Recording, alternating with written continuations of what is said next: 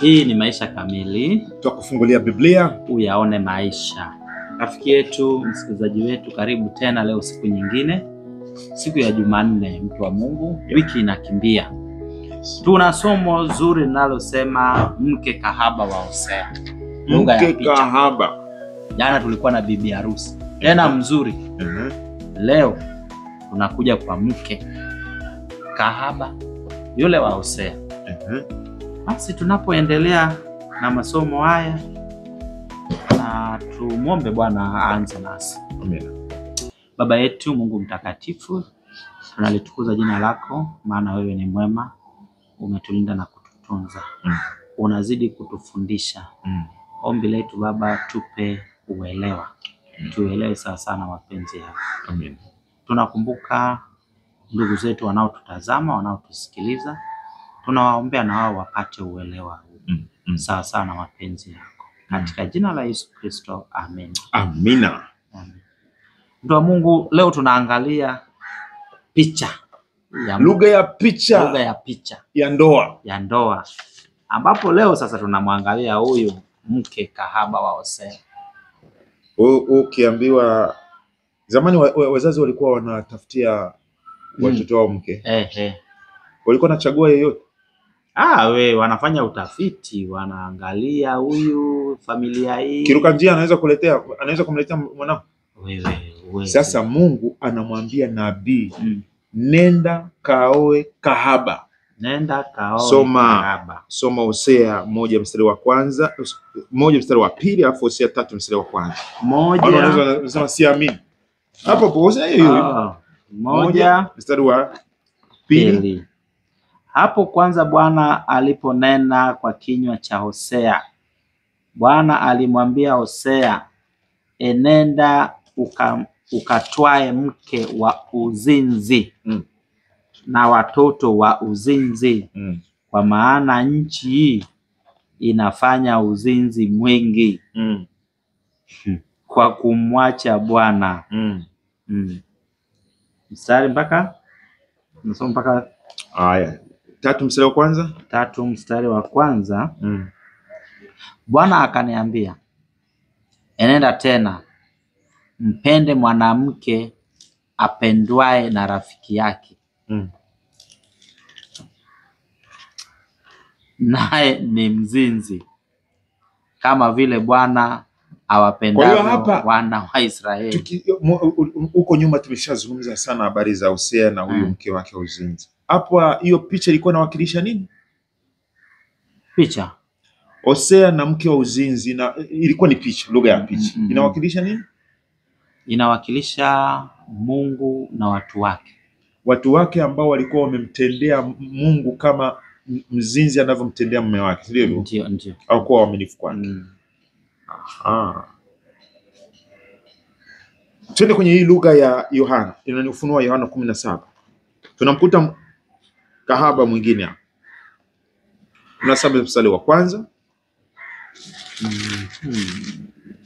Hii lugha ya picha 17 mstari ya kwanza ya mwanamke wa uzinzi. Tulinganishe hapa. 17 mstari wa kwanza na wa pili. Akaja mmoja wa wale malaika 7 wenye vile vitasa 7, akanena nami akisema, njoo huku nitakuonyesha hukumu ya yule kahaba mkuu aketie juu ya maji mengi, ambaye wafalme wa nchi wamezini naye, nao wakaao katika nchi wamelevya kwa mvinyo ya uasherati wake. 18 kahaba 18. Mstari wa 18 au 17 18. 17 inasema 18, hiyo sura ya 18 mstari wa kwanza mpaka 4. Baada ya hayo niliona malaika mwingine akishuka kutoka mbinguni, mwenye mamlaka kuu, na nchi ikaangazwa kwa utukufu wake. Akalia kwa sauti kuu akisema, umeanguka Babeli ule mkuu, umekuwa maskani ya mashetani na ngome ya kila roho mchafu na ngome ya kila ndege mchafu mwenye kuchukiza. Wewe utaendelea huko, utaendelea. Unajua mambo ni yanatisha, hayo ni machafu, mambo ya usherati, uzinzi, ukahaba. Sasa sikiliza. Nataka tujaribu kupata picha. Naam. Mke wa Kristo na kahaba. Mke wa Kristo na kahaba. Jana alikuwepo mwenzako anasema yule mke wa Kristo amepewa kitani safi. Amevikwa shela. Sawa? Na huyu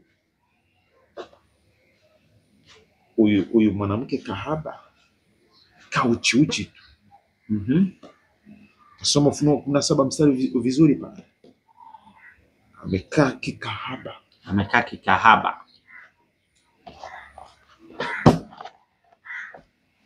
Yesu si ana mwanamke mmoja? Ndio. Huyu mwanamke kahaba ni nani? Huyu mke wa Kristo ambaye ni mke wa Kristo. Ni nani? Mke wa Kristo.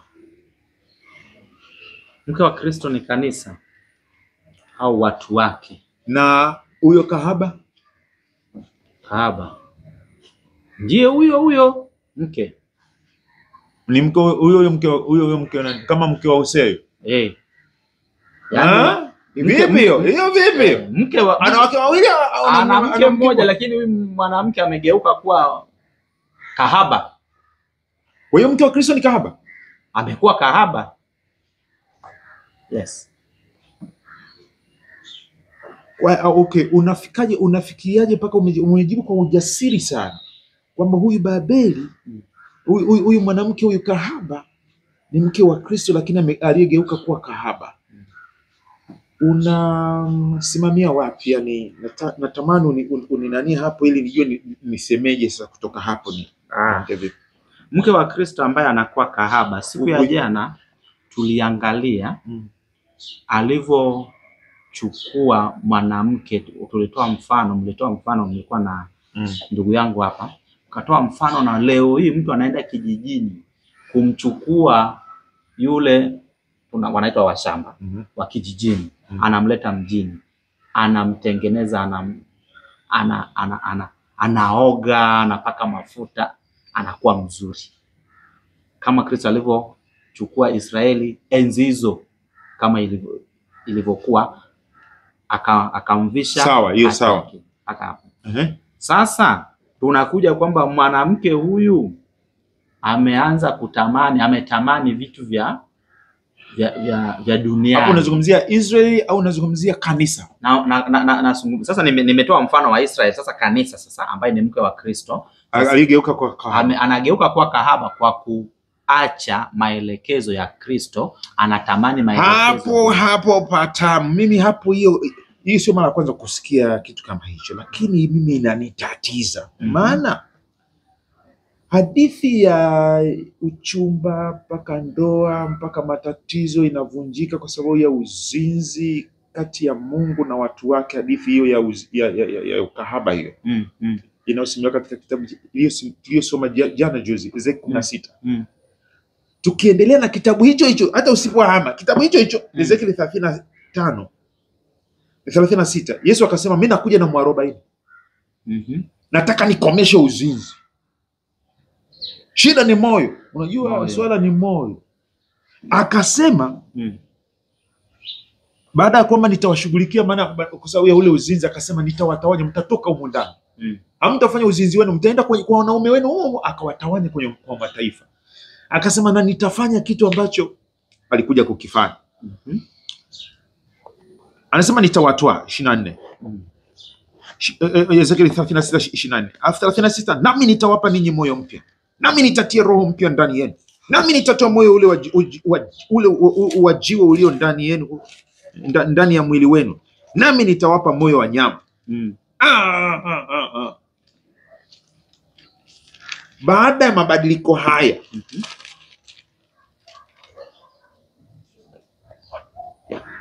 walipowekwa ndani. Haya, okay, katika historia ya wokovu tuseme. Haya mambo yalifanyika lini? Tunaendelea na hadithi ya Mungu na watu wake. Lini Mungu alipotupatia roho mpya, moyo mpya?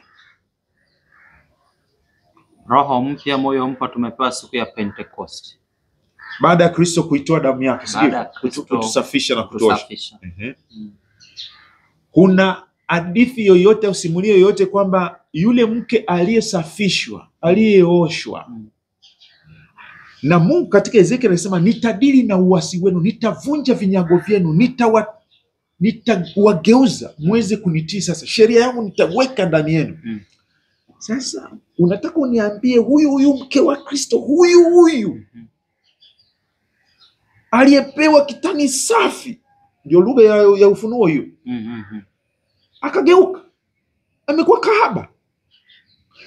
Kanisa la Agano Jipya limegeuka, kanisa ambalo Mungu ameingia kwenye Agano Jipya limevunjwa na huyu mwanamke amezini. Kanisa ni nini basi? Kwanza naulize, inawezekana kweli hii ndoa Mungu aliyoifanyia ukarabati namna hii sio ukarabati, mabadiliko, maana ni kuzaliwa upya, inatarajiwa ivunjike?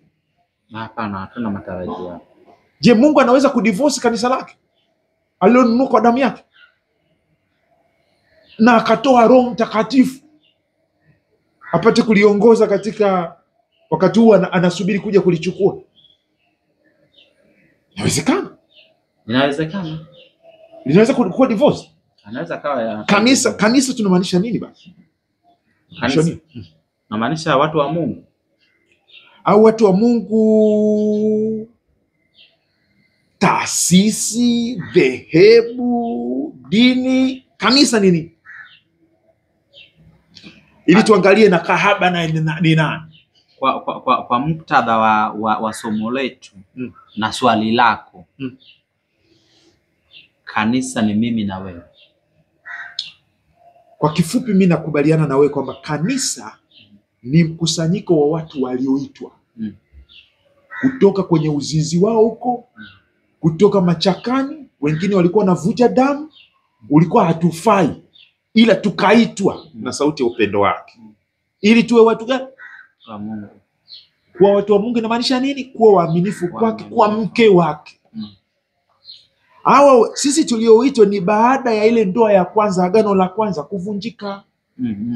Agano Jipya ambalo ndio limeunda ndoa hii mpya, maana hakuna ndoa inayosimama bila agano. Agano Jipya limevunjwa. Je, huyu mwanamke amevunja ndoa tena? Baada ya pale amebaki kuwa mwaminifu. Kahaba huyu anayetajwa sasa ni nani? Kahaba anayetajwa huyu kahaba. Ezekiel Ufunuo 17:18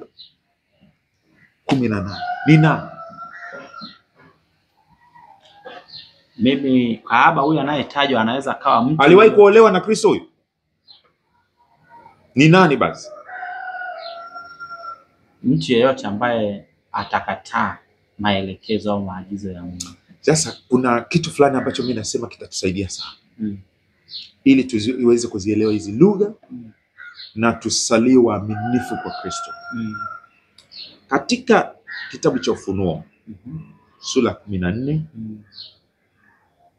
mwanamke, na hata sura ya 21, mwanamke wa Kristo, bwana harusi, analinganishwa na Yerusalemu. Alafu maadui wa Kristo wanalinganishwa na Babeli. Tukirudi kwenye historia sasa, wale wana wa Israeli waliokuwa muasi Mungu kwa uzinzi wao na utovu wa uaminifu walipelekwa Babeli. Babeli ni taifa ambalo ni kinyume cha watu wa Mungu. Ni maadui, hawajawahi kuolewa na Mungu. Ila waliwahi kutumiwa tu na Mungu kuwachapa au wana wa Israeli. Sawa. Daniel wa Ufunuo sura ya 17 tunapomsikia Babeli na 18, kwa nini tumlinganishe na mke wa Hosea? Mke wa Hosea yule ni Yerusalemu ambayo mwanzoni ilitawanywa, baadaye imekusanywa kutoka kwenye mataifa na agano jipya limefanywa. Na hawezi Kanisa la Mungu haliwezi kuwa Babylon. Haiwezekani. Kwa sababu hii ni mito miwili sio kutana. Babeli ni Babeli, iko Euphrates kule mbele, Yerusalemu iko. Of course sasa hivi Yerusalemu ni ya mbinguni. Sisi wenyeji wetu uko mbinguni. Imekani? Lugha ya picha. Lugha ya picha. Mimi hii kitu inanitia moyo. Wewe inakutia moyo, unaona kwa tafsiri au kwa lugha hii ya picha ya Kristo na kanisa lake, unaiona? Hii hata mimi imebadilisha uelewa wangu, kwa sababu nilitegemea kwamba mtu anaweza kawa amemkubali Yesu alafu anaenda kuwazi. Kumbe hajamkubali Kristo. Aliyeitwa na Bwana akatakaswa hawezi tena. Yaani ukishaonja yani ndio moja kwa Yesu moja. ni mdamu. Kumbe Bwana akitukubali, akituita, rafiki yangu, sijui kama hiyo picha mwenzangu ameipata hapa, sijui kama na wewe umeipata. Hawezi kukuacha. Amina. Sisi ni mke wa Kristo, ametufunga kwa pendo lake, na sisi tu watu wake. Sisi sio Babeli. Babeli ni kinyume cha watu wa Mungu, na ndio wanaokunywa damu ya manabii. Na ndio wanaofanya uzinzi na mataifa huko. Lakini sisi sio sehemu yao. Amen. Mungu atubariki tunaposimama pamoja na Kristo kama waaminifu wake. Tuombe. Baba yetu wa mbinguni, tunakushukuru kutufunulia mambo haya ambayo yamefichwa machoni pa wale wanaopotea. Lakini sisi tunaokolewa ni uweza wa Mungu uleta wokovu. Tupatie neema ya kurudi tena tukiwa tunatafakari na uelewa zaidi, ili tuweze kubaki kwa uaminifu kwako siku zote za maisha yetu, sasa na hata milele. Kwa jina la Yesu tunaomba. Amen. Amen. Asante sana rafiki yetu, msikilizaji wetu. Tumemaliza somo la siku ya leo. Tukutane tena siku ya kesho, ambapo tunaenda kuangalia Isaka na Rebeka. Wenyeji wako tulikuwa mimi Geoffrey Omondi na Enos Mwakalindile. Unazidi kutupata kutoka hapa Dar es Salaam. Karibu sana. Amen.